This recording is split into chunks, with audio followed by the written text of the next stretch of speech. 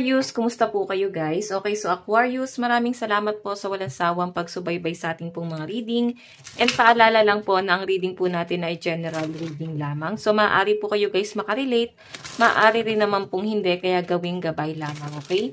So ayan Aquarius, maganda pa rin na alam nyo ang inyong Sun, Moon, Rising, and Venus sign para sa iba pang guidance. So tignan natin ano bang inyong gabay kapalaran ngayong April 2024. Aquarius, Sun, Moon, Rising, and Venus sign. Gabay kapalaran po, Spirit Guide. Meron tayong use your hand. Okay, iba sa inyo guys, siguro nahihilig ka sa baking, pagluluto, or maaaring meron kang bagong nakakahiligan. Okay, or pwedeng meron kang bagong talent na gusto mong i-enhance pa, i-enhance, ayan. Siguro iba sa inyo para bang inaano pa siya, inaaral mo pa siya. O iba sa inyo, maaari magiging masipag ka talaga. Kung hindi ka sanay sa gawaing bahay, ayan Aquarius na nakita ko para bang ngayon, mas magiging masipag ka. Kumbaga para bang aaralin mo na unti-unti. Okay? So, tignan pa natin, meron po tayong journal. Meron tayong watch a movie. Okay. So, nakikita ko rito guys, siguro nahihilig ka rin sa movie or may hilig ka ngayong April sa panonood, para bang sa mga Korean novela, ayan, mga Netflix, no, nahihilig ka. Actually, ngayong April, guys, magiging abala kayo. Sobrang busy sa pinapakita sa akin. May mga bagong bagay ka rin na para bang pinag-aaralan or inaaral sa sarili mo. Tignan pa natin ano pa pong ipapakita. So, lucky number mo is 53, 29, and 54. Okay. Tignan natin. Ito palang card na to. Ayan. Tignan natin.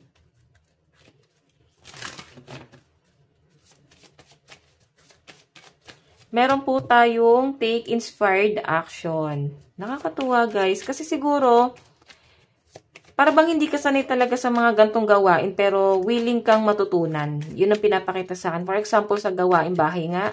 Or pwedeng sa hanap buhay, pwedeng sa business. Kasi para bang, hindi ka siguro tinuruan na maging ganon. Or hindi ka lumaking ganon. Okay? Yung tipong nagtatrabaho.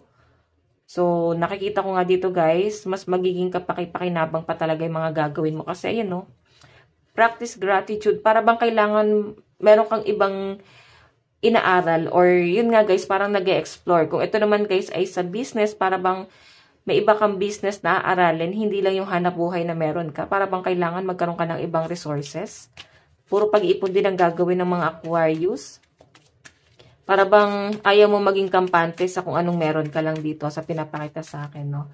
Meron po tayong keep your heart. Ayan, wag mo naman daw guys pagurin yung sarili mo. Sabihin natin yes, masyado kang magiging workaholic, masyado kang magpo-focus dito or pagtutuunan mo talaga ng pansin tong bagay na to. Pero sinasabi ng card, magpahinga ka naman ba kasi wala ka naman maging tulog dito. Pwedeng ito naman guys ay hobby kung hindi naman siya patungkol sa trabaho. Pwedeng hobby mo lang talaga like gaming, drawing, journal, pwedeng panonood ng movie or pwedeng ikaw ay content creator. Baka naisip mo na rin guys mag-vlog, no? Ayan. Pahinga ka rin guys, baka naman mapagod ka kakaisip ng mga i-content, no? So, tignan natin pagdating sa love life mo, anong ipapakita sa atin? Aquarius. Pero nakakatuwa rin dito guys, hindi mo masyadong iniisip yung love life mo rito. Pero titignan natin dito ha. Kasi talaga magiging busy ka ngayong April. Marami kang pagkakaabalahan. Ayaw mo nang ma-stress. Tignan natin. Love life mo, meron tayong Page of Cups. Ibig sabihin, bumabalik na yung inner child. Mas nagiging maganda, mas nagiging magaan na yung pakiramdam mo, guys. Tignan pa natin, meron tayong King of Swords. Meron po tayong Two of Cups. Okay. Actually, guys, doubt ka eh. Para bang nandun ka sa point na okay ka na eh, hindi mo naman, lalo na sa mga single, no, hindi mo naman din ginusto na maging ganun yung sitwasyon niya ng person mo, pero nandun ka sa point na moving forward ka na, nag-move on ka na, King of Swords, ay nakatingin ka sa memories nyo. Para bang doubt ka pa rin or napapaisip ka pa rin kung iiwan mo na ba siya, tatanggapin mo pa ba siya, naguguluhan ka rin sa nararamdaman mo. Ayan, nandito yung mga gabay mo naka-guide sa'yo, oh. Kung ano man daw ang piliin mo, parehas makakabuti sa inyo, guys. Piliin mo man yung person mo or hindi, nandiyan yung mga gabay mo, nakasupport sa inyo, okay? And especially yung family. Kasi may mga pinanghihinayangan ka rin, no? Yung memories nyo. Pero guys, doubt ka eh. Para bang masaya ka na kasi. Para bang may relasyon ka, walang karelasyon, okay ka. Hindi ka ganun ka-pressure sa buhay. Yung iba naman dito guys na in relationship, sa pinapakita sa akin, okay yung memories nyo ng person mo. Ang problema lang guys, 2 of Cups. Para bang doubt ka kasi parang walang give and take na nangyayari. Or hindi ka siguro niya nasusuportahan. Hindi ka nabibigyan ng moral support.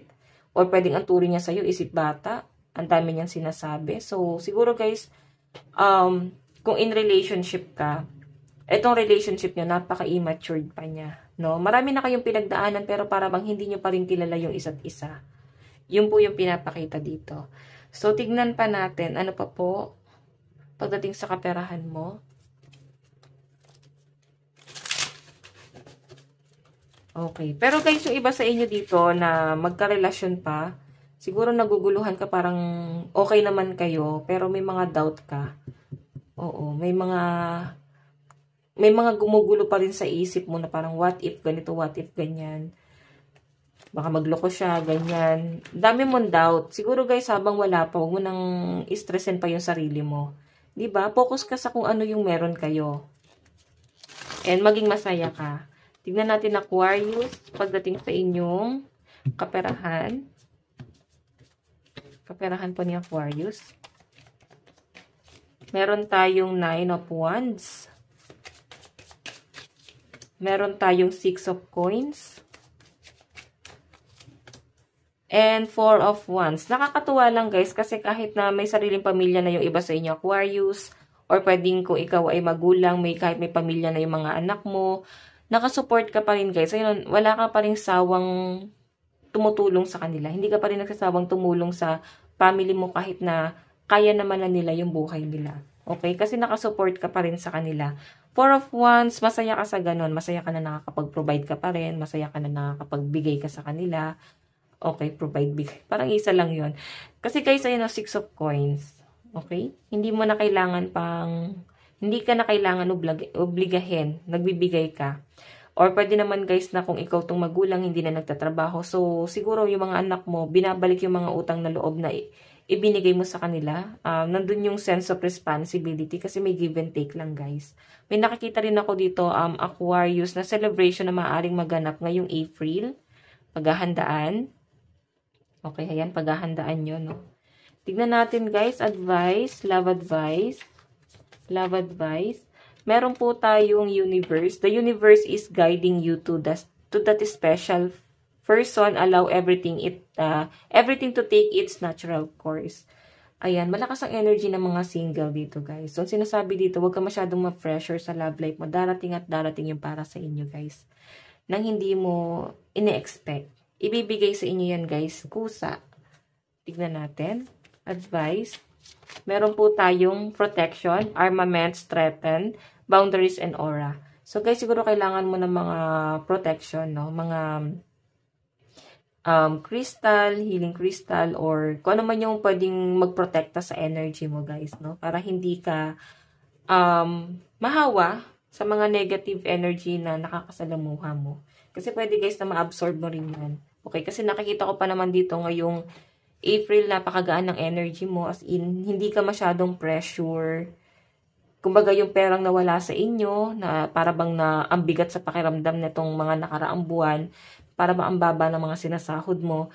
Ngayong April, guys, nakikita ko merong celebration. Siguro babalik na yung swerte na nawala sa inyo, okay? So, ayun guys, ito lang po ang inyong reading. Hanggang sa muli. God bless and love you. Thank you.